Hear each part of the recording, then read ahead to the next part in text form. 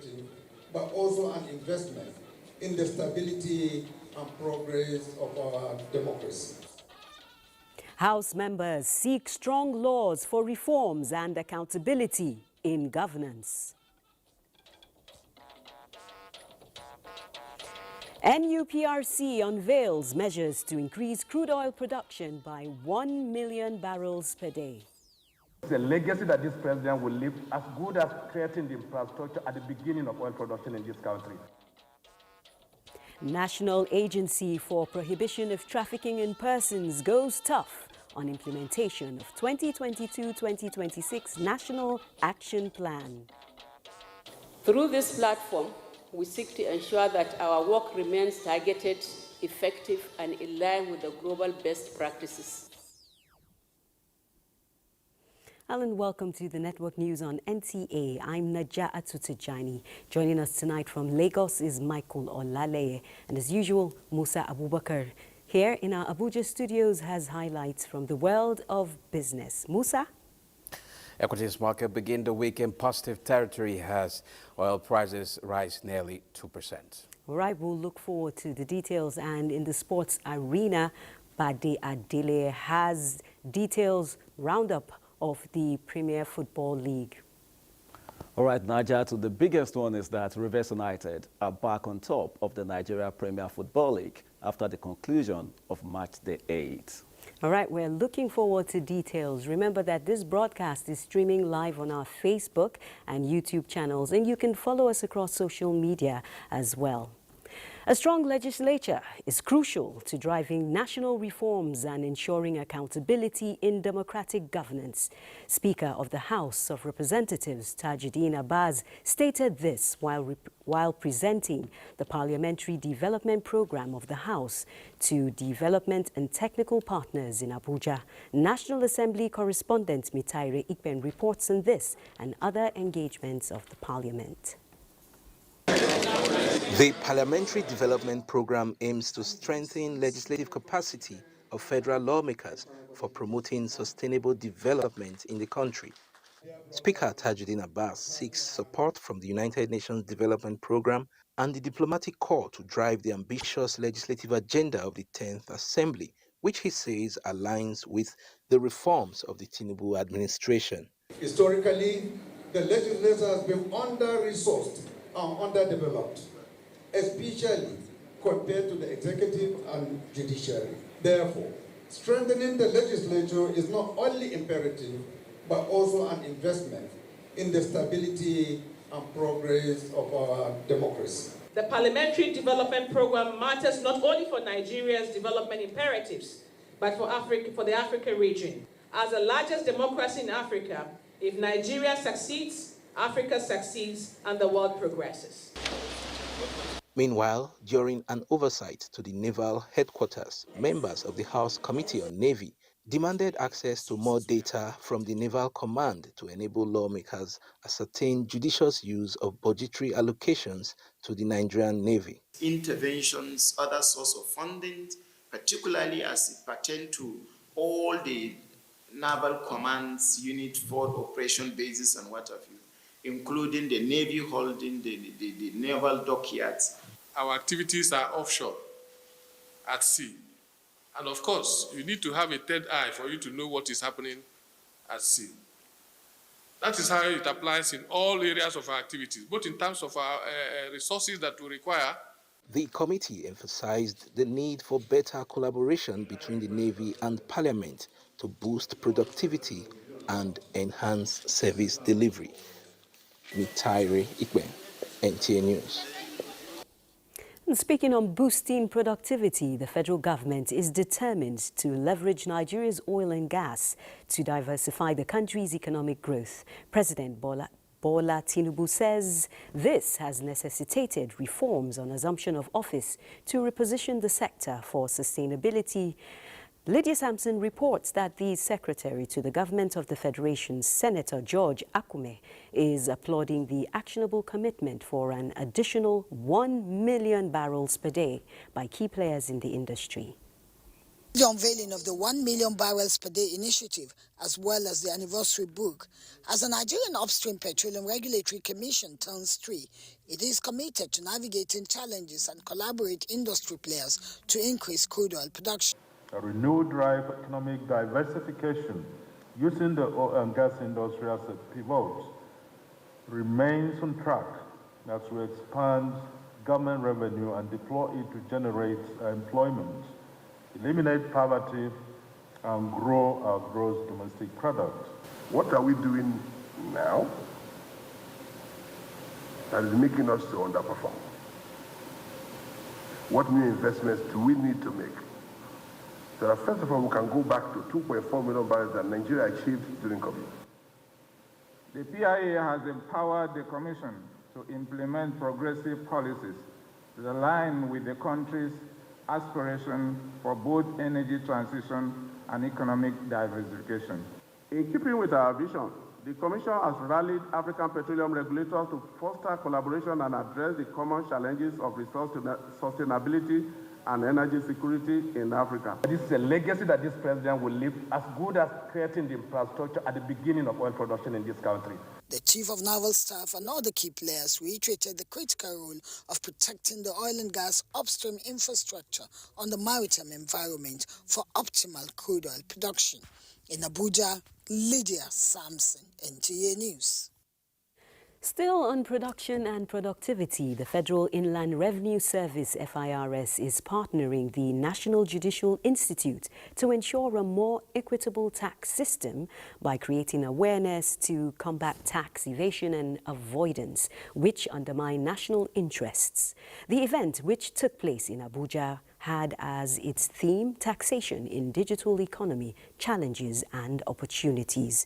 Boss Sede Abel Amosu reports that the purpose of the conference is to leverage the judiciary to strengthen tax compliance for economic growth.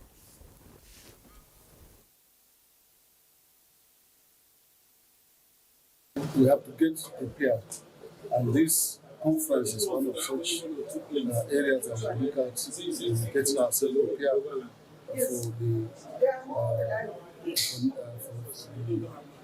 for next year, where so many things will come on board, including the new laws that is expected to be enforced for January 2025.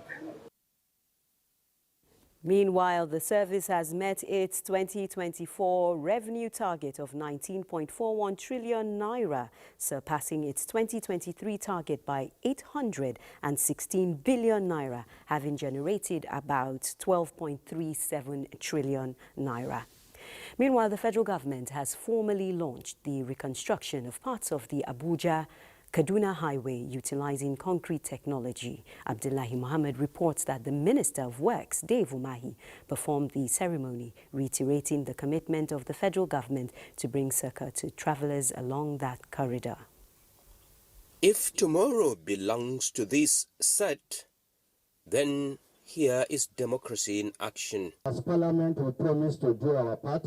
It's the latest move by President Ahmed Bola Tinubu to strike the nail on the coffin of the slow pace of works on the Abuja-Kaduna highway, which has been a pool of frustration to motorists. There have been kidnapping, there have been a lot of traffic jams on this road. The President of Nigeria, His Excellency Bola Ahmed Tinubu, does not want to hear that. And so we presented the option of balkanizing the road into 3, which we have done, and he approved it. Now the main contractor, Julius Berger, has been asked to hands up some sections of the highway and is immediately awarded to other contractors with work starting immediately. Mr. President has mustered the political will and courage to revoke the contract and re-award it to contractors under tax credit.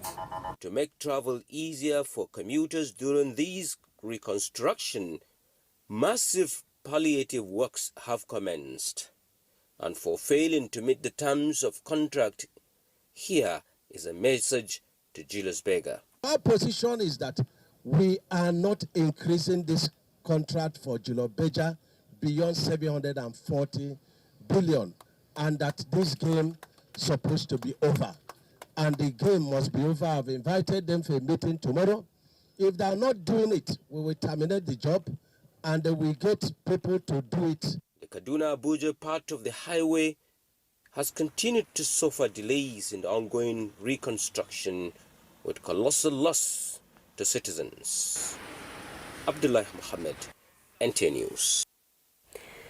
The three-day Russia-Africa Consortium Summit, organized by the UNESCO Center and Russia Consortium in Subsoil Activities, has ended in St. Petersburg, with the Nigerian contingent made up of vice-chancellors coming up with far-reaching positives. Charles Alpha reports. The challenges in soil protection and inadequate human and institutional capacity, experience to plan and implement subsoil activities to optimally mitigate and monitor the productive and degradative status of the soils gave rise to the just-ended Russia-Africa Consortium Summit at St. Petersburg University of Mining. Professor Ahmed Abubakar Kano and a host of Nigerian vice-chancellors, 46 of them led by the Secretary General, Committee of Vice-Chancellors of Nigerian universities, attended the summit in a bid to find answers to some burning questions. We really need to come together and understand that this is our own, this is our resource, this is what God has given us, and we need to take it a lot more seriously. The summit, which focused on sovereignty and subsoil regime in Africa, had academia, industrialists, and government officials from 10 African countries. Now we have our AMREC. Incidentally, somebody from Nigeria is in Addis Ababa. Arekosola is the head. Of particular interest for this Nigerian delegation were the knowledge deal, government's regulatory framework, and how Nigeria can develop its mining sector. One of the things about this summit I went to St. Petersburg Mining University, they are ready to train our students. There is a plan for staff exchange. Nigeria has been given the right to host the Africa Subsoil Summit in May 2025.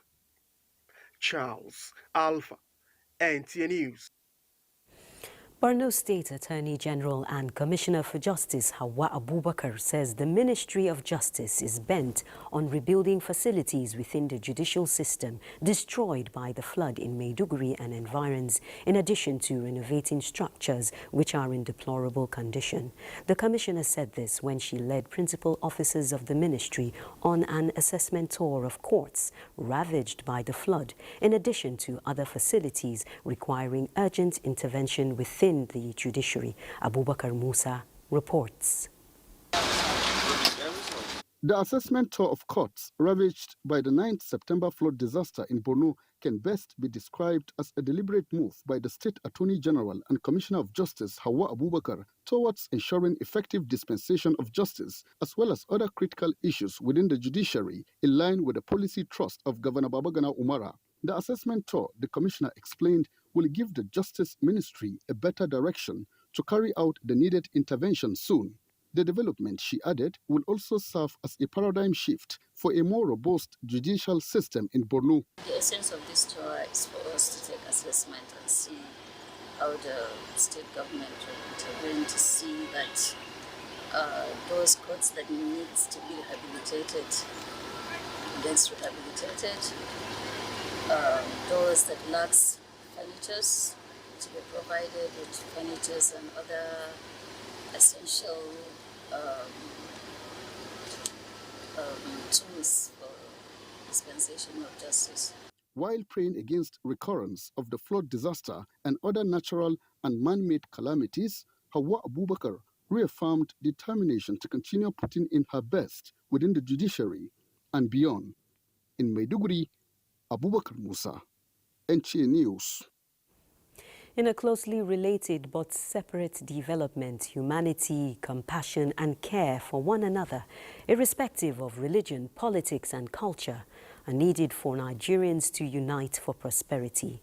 This is being demonstrated as people from all regions of Nigeria troop to sympathize with Jigawa State over the recent petrol tanker explosion, which claimed close to 200 lives in Majia Town, Taura local government area. Muhammad Musa Askira reports. The Tuesday night petrol tanker explosion has killed about 200 breadwinners of families in Major Town and beyond, and for those families, life will never be the same again. Out of sympathy to the victims, government and the entire people of Jigawa State, people all over Nigeria are coming in to commiserate and condole the entire state over the sad incidents. As part of this, the chairman Northern Governors Forum and Governor of Gombe State Yahya Inua has led other governors on behalf of the entire governors in the region to Jigawa with 50 million naira donation from each of the northern states. I want to express our deepest commiseration with you and the entire people of Jigawa State over this sad development. Coming along with the Northern Governors delegation is the CEO of the Imeka Efo Foundation from the East, who donated 150 million naira to the Jigawa government. Earlier, the Kano State Governor Abba Kabir Yusuf, on a similar visit, has donated 100 million naira to the Jigawa State government for the upkeep of the survivors and the families of the deceased. We pray to Allah subhanahu wa ta'ala to grant their respective souls and to Firdaus. On his part, the CEO of Dangote Group, Alhaji Aliko Dangote, has announced the donation of 1 million naira to each of the close to 200 persons that died in the petrol fire, while 250,000 naira to each of those receiving treatments at the hospital. It's a very flammable item, especially PMS. So we will try and do quite a lot of enlightenment so that people will be careful. 60 to 70% of those affected are youth between the ages of 18 and 35.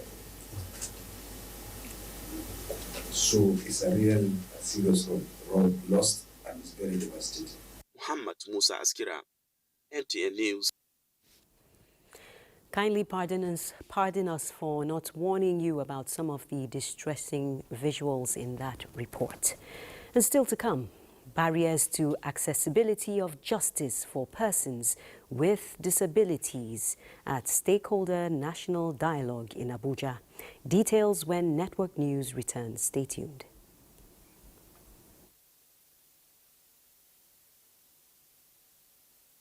The Presidential Livestock.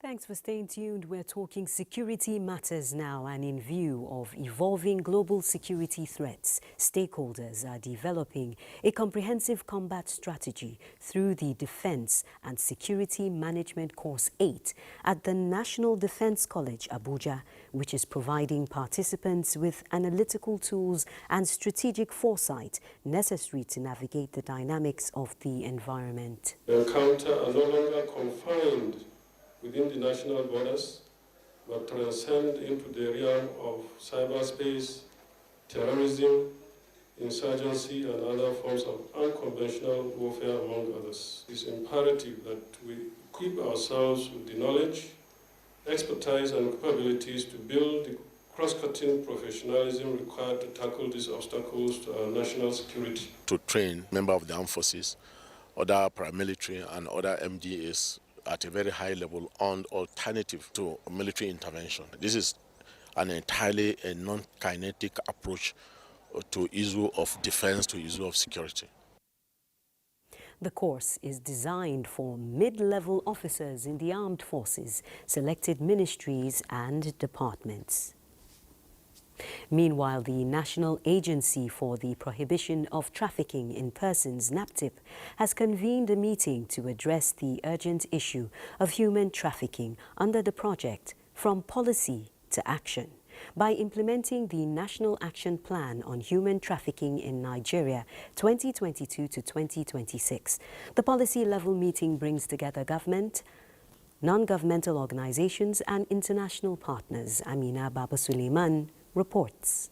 Escalating human trafficking cases in Nigeria present concern for the National Agency for the Prohibition of Trafficking in Persons, NAPTIP, with particular focus on victimization of women and children. In response to this disturbing trend, a strategic meeting was convened to evaluate government policies and combat the scourge of human trafficking in the nation. Director General of NAPTIP, Binta Adamu Bello, stressed the necessity of enhanced collaboration and the formulation of effective strategies to tackle this crime. Through this platform, we seek to ensure that our work remains targeted, effective, and in line with the global best practices. The government under President Bola Ahmed Tinubu remains steadfast in recognizing human trafficking a heinous crime. The meeting emphasized the crucial role of interagency cooperation and information sharing to disrupt trafficking networks effectively. Our mandate as the custodian of the protocol to prevent, suppress, and punish trafficking in person, especially of women and children, is to enhance capacity to tackle these challenges.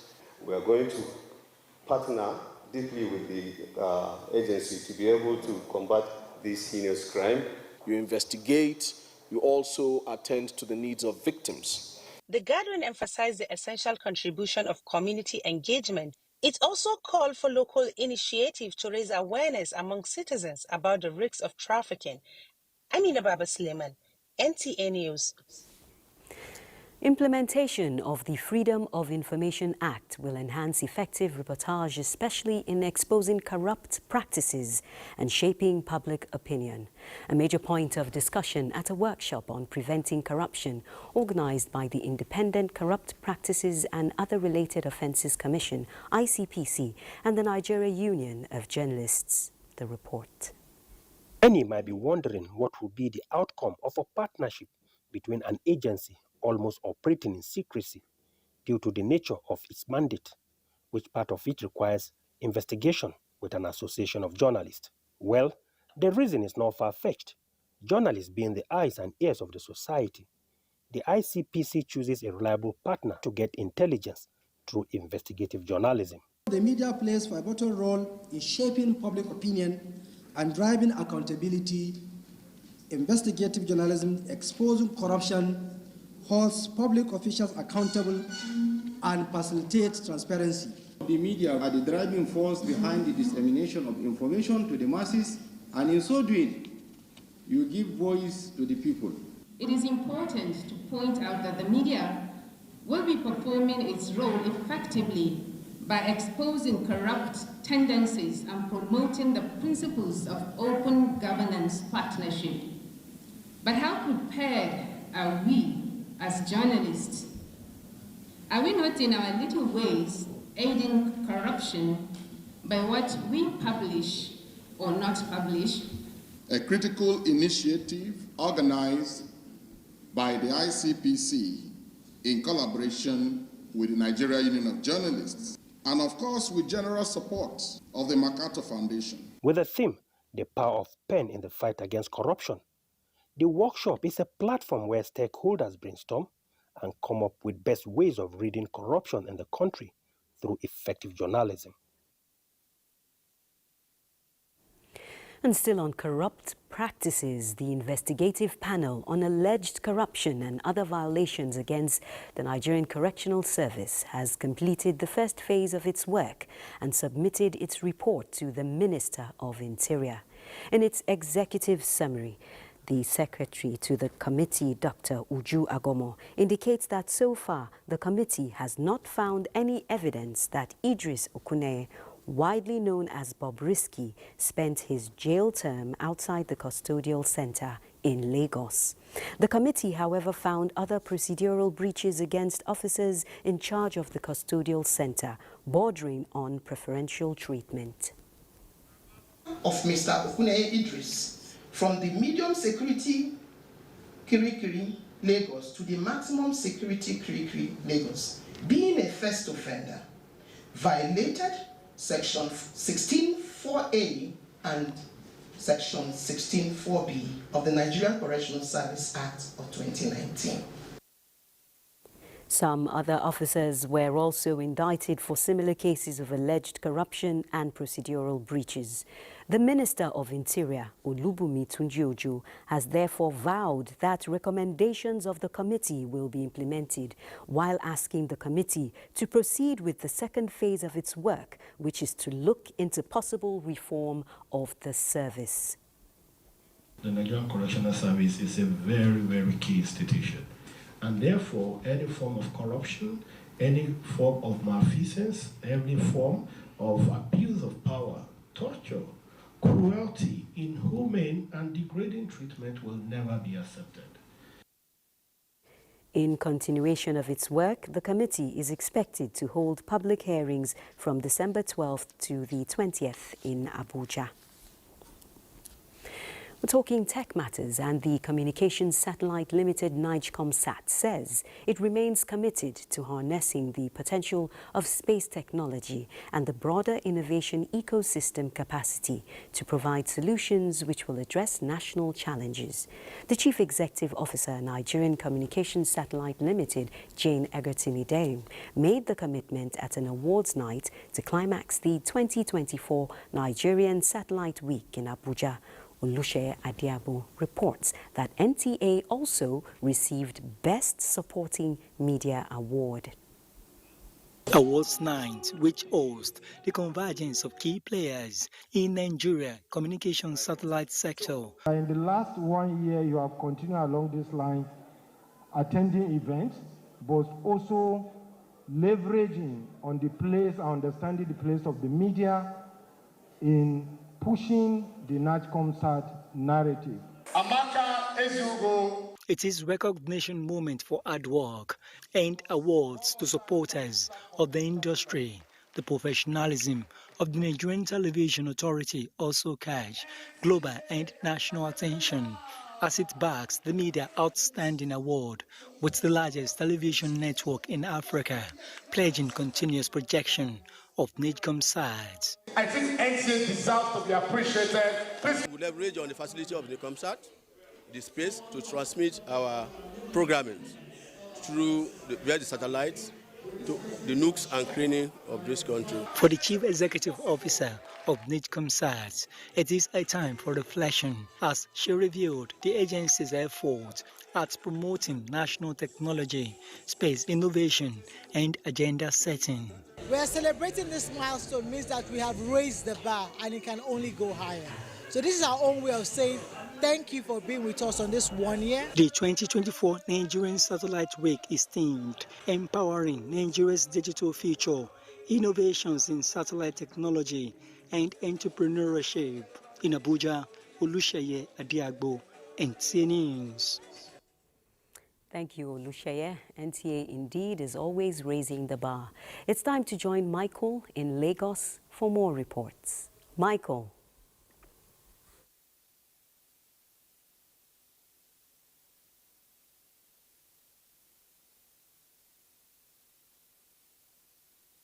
Good to see you, Najatu, and thanks for joining us.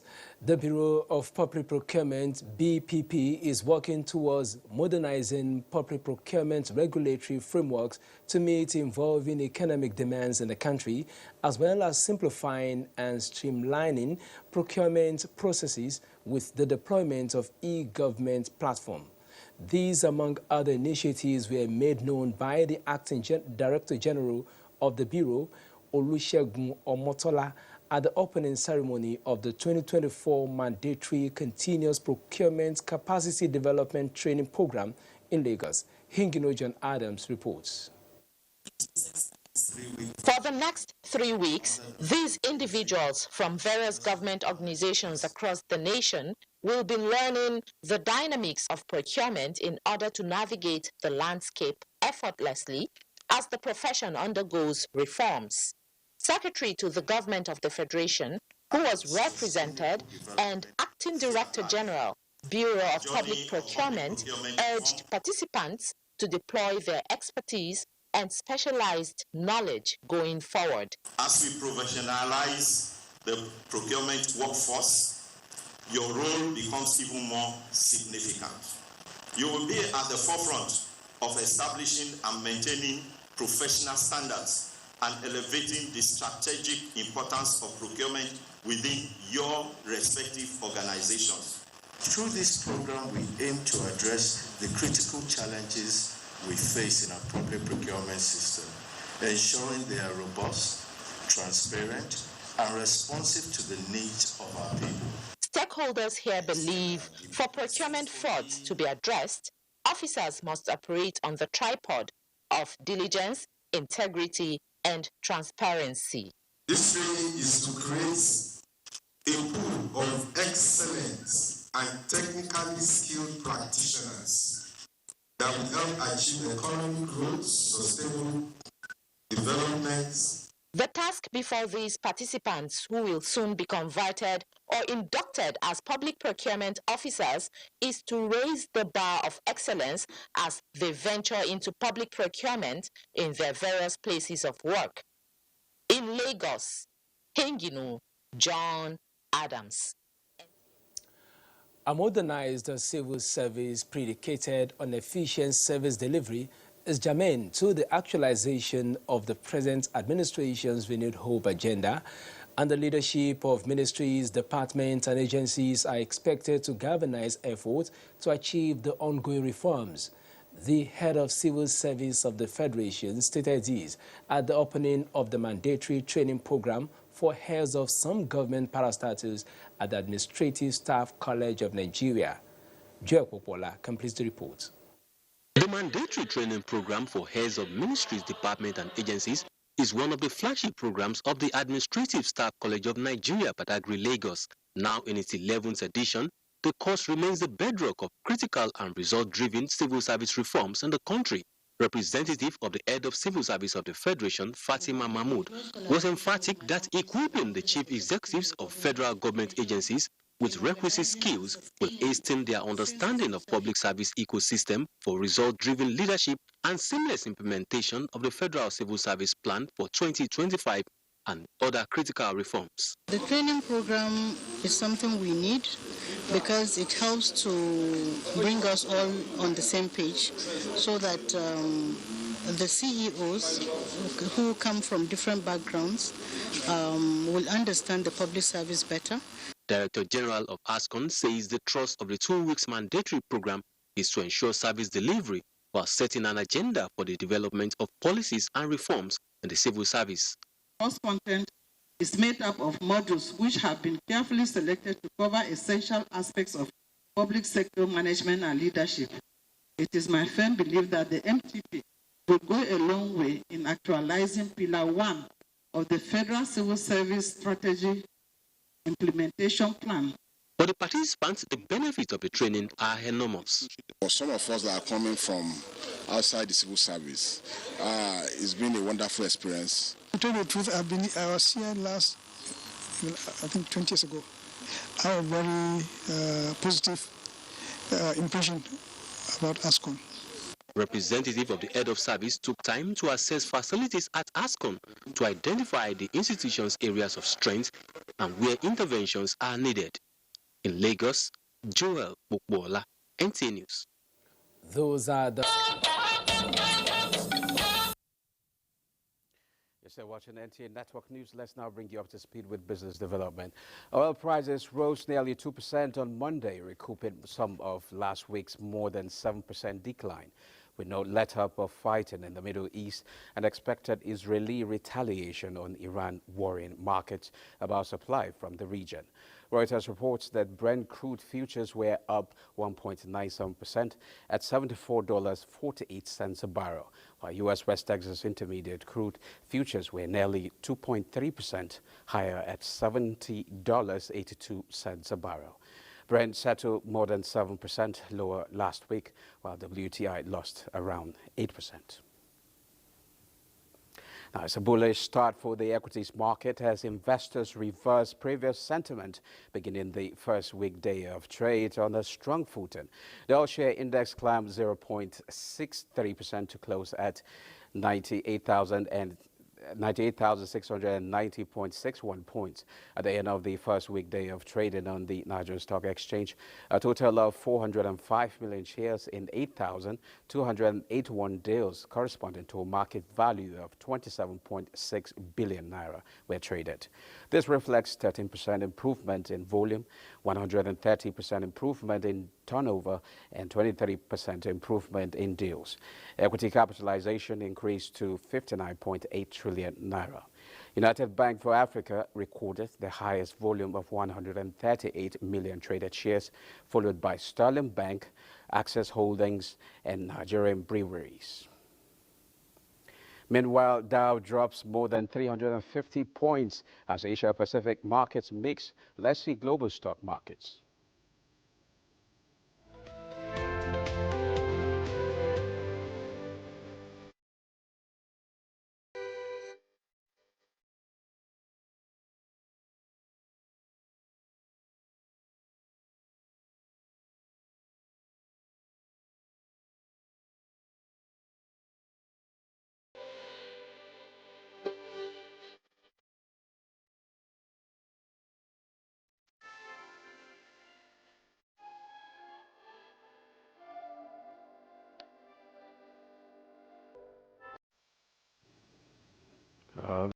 Thanks for staying tuned.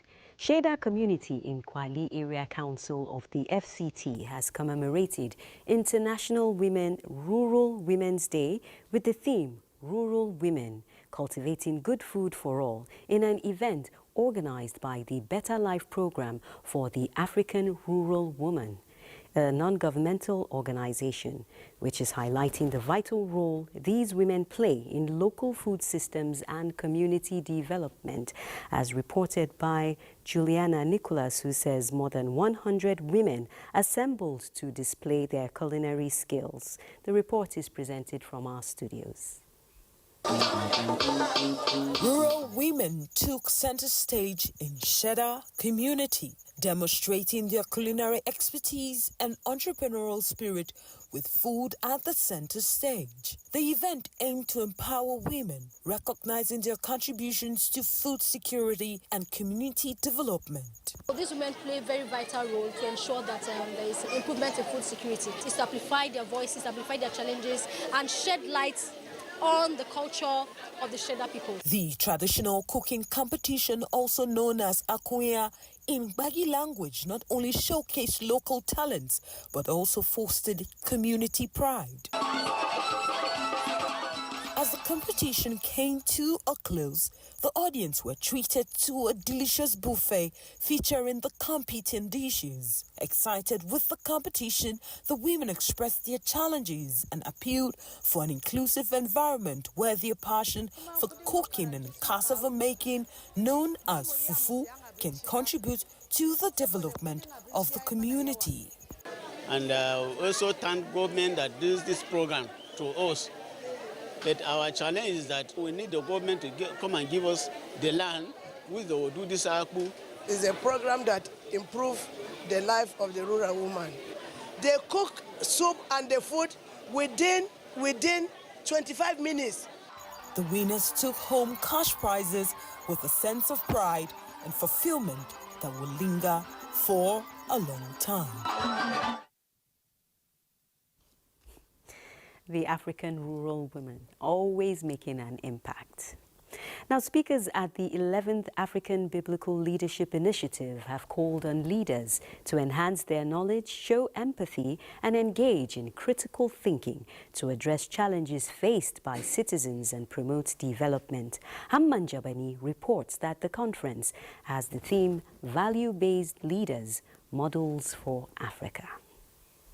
African Biblical Leadership Initiative, established in 2010, aspires to become a non-partisan gathering of ideas and trusted voice through Africa that will bring transformation of value-based leadership, which will promote excellence in service delivery and advance economic development for the people. Speakers say having knowledge and understanding for leadership are important for leaders. This, they say, can be attained by reading, for not merely a pastime, but fundamental activity that cultivates the intellect, broadens perspective, and enhances decision-making capabilities. A true leader must be marked by willingness to give up personal preference. The faith of Christianity here in not only in Nigeria, but throughout Africa, and it can extend to the rest of the world. And I believe that in all situations, Paul said, we should pray and show humility. God will forgive us and heal our nation. The value of justice is the foundation of godly leadership. It ensures fairness, equality, and protection for all. We have all that is required for us to be successful and to be a continent that leads the whole world. The 5-day conference will also look at value of justice, integrity, wisdom, and social harmony as sub-themes. Hamad Jabani, NTA News. Now let's join our sports desk live with Badi Adele for highlights in the world of sports. Badi. Many thanks, Naja, to 9 points from 8 games and extends their unbeaten run. In other results, coach Daniel Amokachi tasted defeat for the first time with Lobby Stars as they lost 4-2 away to Ikorodu Sete in Lagos. Shooting Stars of Ibadan recorded a slim 1-0 victory over Katsina United in Ibadan, with Aqua United and Rangers International settling for a goalless stalemate. And to the English Premier League, now where Nottingham Forest and Crystal Palace, the match is still ongoing, about getting to the end now. Nottingham Forest currently are leading 1-0, courtesy of that goal from Chris Wood in the 65th minute. Away from the Premier League, let's go to the UEFA Champions League as attention we turn to the league phase matches that will be decided on Tuesday. Do not forget that those are match day 3 games, with AC Milan being at home to Club Brugge. Arsenal will entertain Shakhtar Donetsk, with Stuttgart playing away to Juventus. Reigning European champions Real Madrid will take on Dortmund, just as Paris Saint-Germain and PSV will trade tackles. And finally, Arina Sabalenka has risen to the top spot in the latest WTA rankings. And of course, she displaces Iga Swiatek, who has stayed there for 11 months. And of course, the Belarusian also retained the Australian Open title in January, as she tops the ranking for the 2nd time in her career. That'll be the much you can take on Sports Update. Let's now return to Najatu. Thank you for those highlights, Badi. And that concludes the network news on NTA. But before we go, a recap of our top stories. House of Representatives emphasizes need for strong laws to drive national reforms, good governance. And that concludes the news for the night. Thanks for watching. Keep celebrating the African rural woman.